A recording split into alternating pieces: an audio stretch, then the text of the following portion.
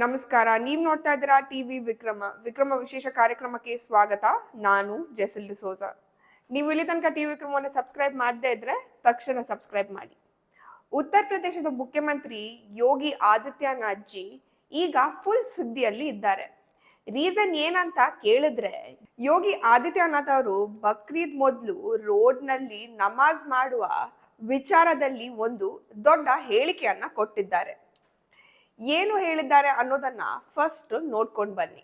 लोग मुझसे पूछते हैं, साहब आपके यहाँ यूपी में क्या सड़कों पे सचमुच नमाज नहीं होती? मैं कहता हूं कतई नहीं होती है, आप जाके देख लो, नहीं होती है। अरे सड़कें चलने के लिए है या कोई भी व्यक्ति आकर के चौराहे पे आके तमाशा बना देगा? क्या अधिकार है उसको सड़क रोकने का? आवागमन बाधित करने का कौन सा अधिकार है? जहां उसका स्थल होगा वहां जाके करें। उन लोगों ने मुझसे कहा साहब कैसे होगा, हमारी संख्या ज्यादा है। हमने कहा शिफ्ट में कर लो, तुम्हारे घर में रहने की जगह नहीं है तो भाई संख्या नियंत्रित कर लो, और नहीं है सामर्थ्य क्यों बेकार आगे संख्या बढ़ाई जा रहे हैं। और ये चाहिए आपको कि अगर आपको सिस्टम के साथ रहना है तो याद करना, हम उन नियम और कानून को मानना शुरू करें। कानून का राज होगा, कानून के राज को सबको समान रूप से लागू करेंगे। नमाज पढ़नी आवश्यक है, आप शिफ्ट में पढ़िए, हम उसको रोकेंगे नहीं, लेकिन सड़क पर नहीं। सड़क चलने के लिए एक आम नागरिक के, एक बीमार व्यक्ति के लिए, एक आम नागरिक के लिए, एक कामगार के लिए, एक कर्मचारी के लिए, एक सामान्य नागरिक के लिए, एक व्यापारी के लिए हम सड़क को बाधित नहीं करने देंगे। सरकार का नियम सार्वभौम है, सबके लिए समान रूप से लागू होता है। हमने सबको कहा, हमने कभी नहीं चलने देंगे, अराजकता नहीं सड़कों पे फैलने देंगे। प्यार से मानेंगे ठीक बात है, नहीं मानेंगे तो दूसरा तरीका अपनाएंगे। हमारा काम है संवाद बनाना। आप संवाद से मानेंगे, संवाद से, नहीं तो संघर्ष से भी देख लो। बरेली में लोगों ने हाथ आजमाने का कार्य किया, देख लिया ताकत।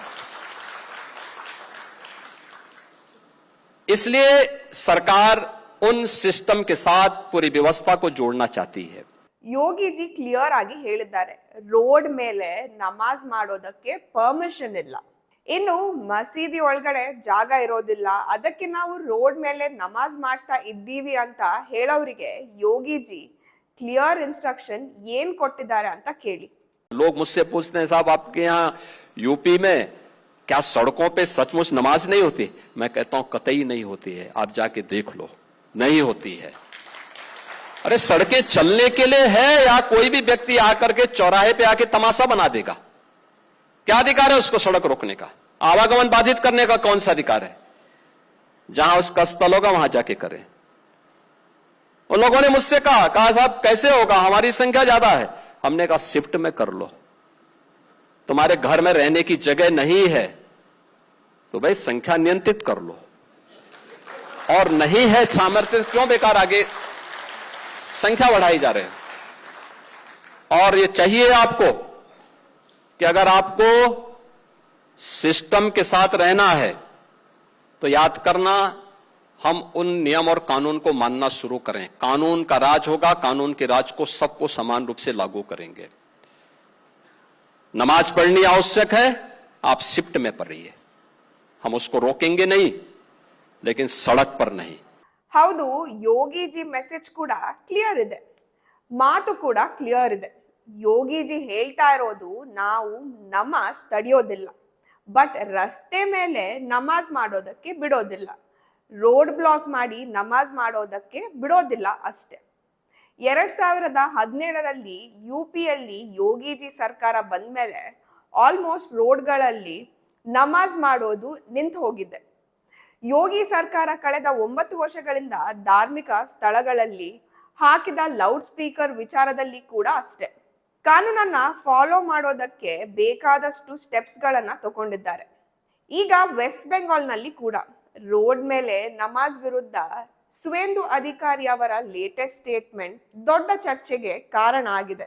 ಯಾಕಂದ್ರೆ ಆಲ್ರೆಡಿ ಬಂಗಾಳದಲ್ಲಿ ಬಿಜೆಪಿ ಸರ್ಕಾರ ಬಂದ್ಮೇಲೆ ಲೌಡ್ ಸ್ಪೀಕರ್ ಬಳಕೆ, ರಸ್ತೆ ಮೇಲೆ ನಮಾಜ್ ಇಲ್ಲಿಗಲ್ ಕನ್ಸ್ಟ್ರಕ್ಷನ್ ಇದರ ವಿರುದ್ಧ ಸ್ಟ್ರಿಕ್ಟ್ ಆರ್ಡರ್ ಜಾರಿಗೆ ತಂದಿದ್ದಾರೆ.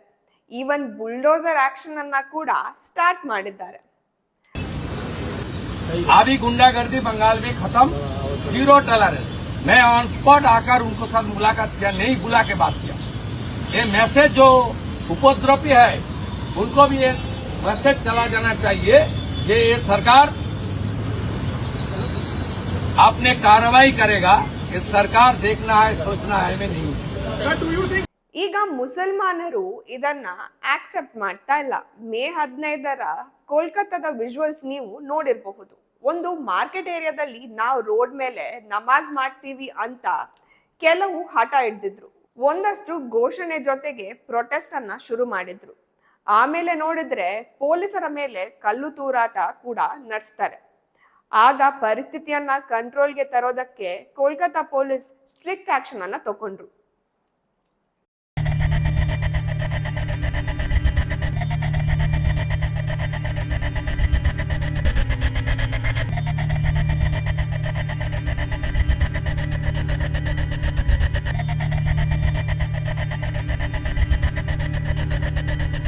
ಇನ್ನು ಯೋಗಿಜಿ ವಿಚಾರದಲ್ಲಿ ಮಾತಾಡೋದಾದ್ರೆ ಯೋಗಿಜಿ ಅವರಿಗೆ ತಮ್ಮದೇ ಆದ ಸ್ಟೈಲ್ ಇದೆ. ರೂಲ್ಸ್ ಬಗ್ಗೆ ಮಾತಾಡುವಾಗ ಯಾವಾಗ್ಲೂ ಕೂಡ ಕ್ಲಿಯರ್ ಆಗಿ ಇರ್ತಾರೆ. ಏನು ಮಾತಾಡಿದ್ರು ಯಾರ ಬಗ್ಗೆ ಕೂಡ ಹೆಚ್ಚು ಯೋಚನೆ ಮಾಡೋದಿಲ್ಲ, ಹೆಚ್ಚು ಕ್ಯಾಲ್ಕುಲೇಷನ್ ಕೂಡ ಮಾಡೋದಿಲ್ಲ. ನೇರವಾಗಿ ಮಾತಾಡ್ತಾರೆ, ನೇರವಾಗಿ ವಾರ್ನಿಂಗ್ ಅನ್ನ ಕೂಡ ಕೊಡ್ತಾರೆ. ಅದೇ ರೀತಿ ಈಗ ನಮಾಜ್ ವಿಷಯದಲ್ಲಿ ಕೂಡ ಸ್ಟ್ರಿಕ್ಟ್ ಆಗಿ ಹೇಳಿದ್ದಾರೆ. ಆದ್ರೆ ಆಸ್ ಯೂಶುವಲ್ ಅಪೋಸಿಷನ್ ಅದನ್ನ ಆಂಟಿ ಮುಸ್ಲಿಂ ಅಂತ ಹೇಳಿ ಟೀಕೆ ಮಾಡ್ತಾ ಇದೆ.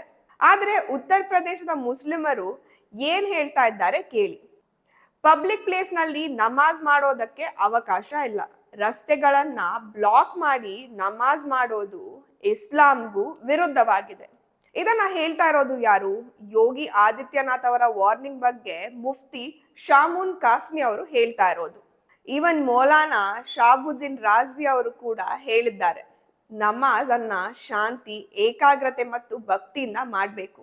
ಅದಕ್ಕೆ ಯಾವತ್ತಿಗೂ ಬೆಸ್ಟ್ ಪ್ಲೇಸ್ ಅಂದ್ರೆ ಮಸೀದಿ ಅಥವಾ ಮನೆ. ಇಸ್ಲಾಂನಲ್ಲಿ ಎಲ್ಲಿ ಕೂಡ ರೋಡ್ ಅಥವಾ ಪಬ್ಲಿಕ್ ಪ್ಲೇಸ್ ನಲ್ಲಿ ನಮಾಜ್ ಮಾಡಿ ಅಂತ ಹೇಳಲಿಲ್ಲ. ಉತ್ತರ ಪ್ರದೇಶದಲ್ಲಿ ನೋಡಿ, ಯೋಗಿಜಿ ಹೇಳಿದ ಮೇಲೆ ಮುಗೀತು. ಎಲ್ರೂ ಅದನ್ನ ಫಾಲೋ ಮಾಡೇ ಮಾಡ್ತಾರೆ. ಯಾಕಂದ್ರೆ ಎಲ್ರಿಗೂ ಗೊತ್ತು ಯೋಗಿಜಿ ಸ್ಟೈಲ್ ಒಂದೇ, ಕ್ಲಿಯರ್ ವಾರ್ನಿಂಗ್. ಅದನ್ನ ಫಾಲೋ ಮಾಡದೇ ಇದ್ರೆ ಡೈರೆಕ್ಟ್ ಆಕ್ಷನ್. ಯೋಗಿಜಿ ಅವರ ಈ ಸ್ಟ್ರಿಕ್ಟ್ ಆಡಳಿತದ ಬಗ್ಗೆ ನಿಮ್ಮ ಒಪಿನಿಯನ್ ಏನು? ಕಮೆಂಟ್ ಅಲ್ಲಿ ತಿಳಿಸಿ. ಟಿವಿ ವಿಕ್ರಮ, ದೇಶ ನಿಮ್ಮ ಕೈಯಲ್ಲಿ. ಈ ಕಾರ್ಯಕ್ರಮ ನಿಮಗೆ ಇಷ್ಟ ಆಗಿದ್ದಲ್ಲಿ ಲೈಕ್, ಶೇರ್ ಹಾಗೂ ಕಮೆಂಟ್ ಮಾಡಿ. ಟಿವಿ ವಿಕ್ರಮದ ಕಾರ್ಯಕ್ರಮಗಳನ್ನು ನಿರಂತರವಾಗಿ ವೀಕ್ಷಿಸಲು ಸಬ್ಸ್ಕ್ರೈಬ್ ಮಾಡಿ, ಬೆಲ್ ಐಕನ್ ಒತ್ತಿ.